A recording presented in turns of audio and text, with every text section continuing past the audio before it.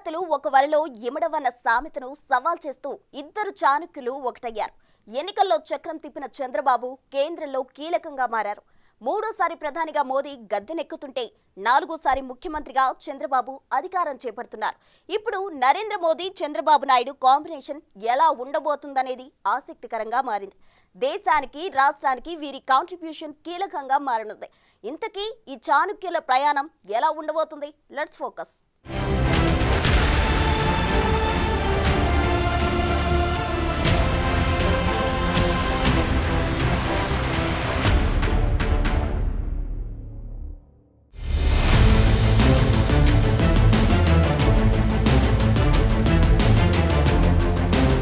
ఇద్దరు సమవుజ్జీలు, అపార అనుభవమున్న రాజకీయ నేతలు, ప్రపంచ ప్రఖ్యాతి చెందిన పాలకులు. ఈ ఇద్దరూ కలిసి నిర్ణయాలు తీసుకుంటే ఎలా ఉంటుందో ఊహిస్తుంటేనే చాలా అద్భుతాలు కళ్ల ముందు కదులుతాయి. భారతదేశాన్ని ప్రపంచంలో మరో సూపర్ పవర్ గా నిలబెట్టడానికి ప్రధాని మోదీ కంకణం కట్టుకుంటే ఆంధ్రప్రదేశ్ను ప్రపంచ స్థాయిలో అభివృద్ధి చేయాలనే విజనున్న నాయకుడిగా చంద్రబాబుకి పేరుంది. ఇక అభివృద్ధికి కీలకమైన సమాచార సాంకేతిక రంగాలపై ఇరువురి నేతలకు అపూర్వమైన అనుభవం ఉంది. అందుకే ఈ కాంబినేషన్ ఇప్పుడు చర్చనీయాంశమైంది. ఇంతవరకు అంతా అద్భుతంగానే అనిపిస్తున్న రాజకీయంగా వీరి మార్గాల్లో భిన్న వాతావరణం ఉందనేది వాస్తవం. ఇక సిద్ధాంతపరంగానూ సైడ్ ట్రాక్లు లేకపోలేదు. ఇలాంటి పరిస్థితుల్లో రెండు కత్తులు ఒక ఒరలో ఇముడుతాయా?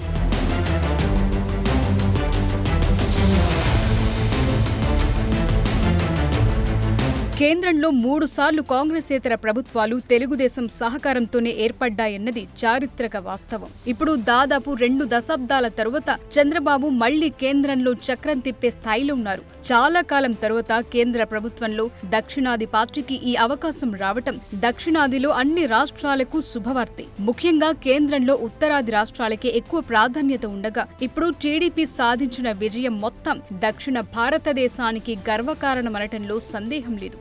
ఏపీ అసెంబ్లీ, లోక్సభ ఎన్నికల్లో ఎన్డీఏ కూటమిని విజయ పథంలో నడిపిన చంద్రబాబు పేరు ఇప్పుడు కేంద్రంలో మార్మోగుతోంది. 1996లో యునైటెడ్ ఫ్రంట్ కన్వీనర్ గా కేంద్రంలో ప్రభుత్వాల ఏర్పాటు, ప్రధానమంత్రులుగా పీహెచ్డీ దేవెగౌడ, ఐకే గుజ్రాల్ నియామకాల్లో కీలక భూమిక పోషించిన చంద్రబాబు వాజ్పేయి హయాంలోనూ ఎన్డీఏ కన్వీనర్ గా కీలక పాత్ర పోషించారు. ఇకిప్పుడు మోదీ 3.0లో చక్రం తిప్పే నేతగా ఉన్నారు.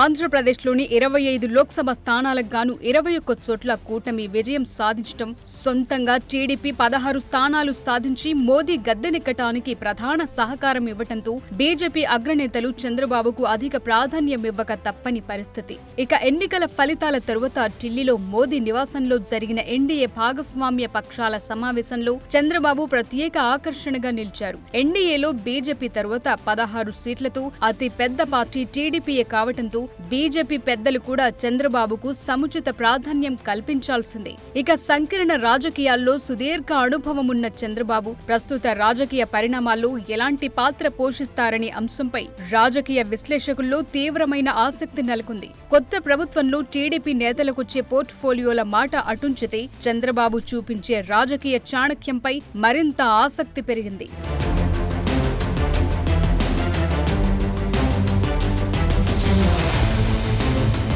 2003 ఆగస్టులో బీజేపీ అనుబంధ భాగ్యనగర్ గణేష్ ఉత్సవ సమితి ఆహ్వానం మేరకు గణేష్ ఉత్సవాల సందర్భంగా అప్పటి గుజరాత్ ముఖ్యమంత్రిగా ఉన్న నరేంద్ర మోదీ హైదరాబాద్ వెళ్లాల్సొచ్చింది. అయితే గుజరాత్ అల్లర్ల తరువాత మోదీ రాజీనామా చేయాలని అప్పటికే డిమాండ్ చేసిన చంద్రబాబు నాయుడు ఈ పర్యటనను తీవ్రంగా వ్యతిరేకించారు. చంద్రబాబు నాయుడు అప్పుడు ఎన్డీఏలో భాగంగానే ఉన్నారు. మోదీ హైదరాబాద్ కు రావటం వల్ల 2004 ఎన్నికల్లో ముస్లింలు తెలుగుదేశం నుండి దూరమవుతారని చంద్రబాబు ఆందోళన చెందారు. హైదరాబాద్ గడ్డపై మోదీ అడుగులు వేస్తే విమానాశ్రయం నుండే వెనక్కి పంపిస్తామని, లేదంటే అరెస్టు చేస్తామని అప్పటి హైదరాబాద్ పోలీస్ కమిషనర్ ఎంవి కృష్ణారావు కూడా ప్రకటించడం పెద్ద చర్చకే కారణమైంది. అయితే నాటి కమిషనర్ కృష్ణారావు మాటల వెనుక చంద్రబాబు నాయుడి ఆమోదం ఉందనేది ఓపెన్ సీక్రెట్.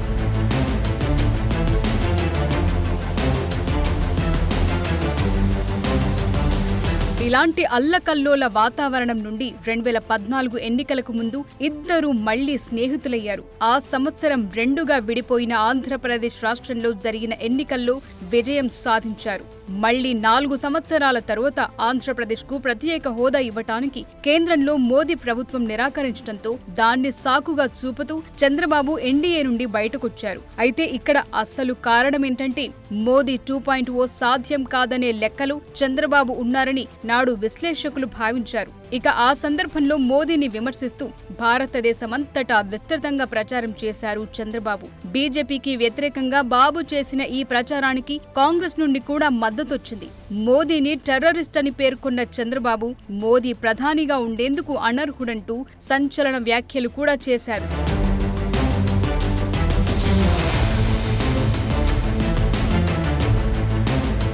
ఇక 2019లో ఆంధ్రప్రదేశ్లో అధికారం కోల్పోయిన తర్వాత తన వ్యాఖ్యలను గుర్తు చేసుకుంటూ 4 ఏళ్లకు పైగా గడపాల్సిన పరిస్థితి వచ్చింది. అయితే 2024 ఎన్నికలు అటు మోదీకి ఇటు చంద్రబాబు నాయుడుకి అత్యంత కీలకమైన ఎన్నికలు. సావో రేవో అనే విధంగా చంద్రబాబు ఉంటే ఇప్పుడు కాకపోతే తేరుకోవడానికి దశాబ్దాలు పడుతుందనే ధోరణిలో మోదీ ఉన్న పరిస్థితి. ఇక రాజకీయాల్లో శాశ్వత మిత్రులు, శాశ్వత శత్రువులు ఉండరనే నానుడి మరోసారి రుజువైంది. అయితే ఇదంతా ప్రజాసేవ కోసమే అనే ట్యాగ్ ఉండనే ఉంది.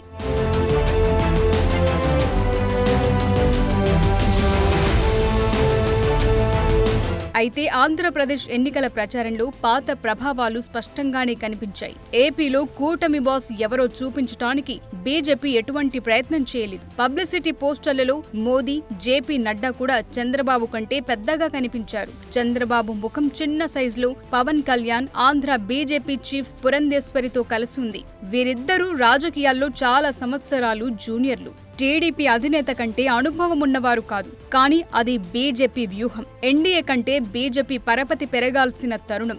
అయితే 2024 తీర్పు రాజకీయాల గొప్పతనాన్ని నిరూపించాయి. ఇప్పుడు చంద్రబాబు నాయుడుకు ఎన్డీఏ హై టేబుల్ పైన మోదీ పక్కనే సీట్ ఖరారయ్యింది.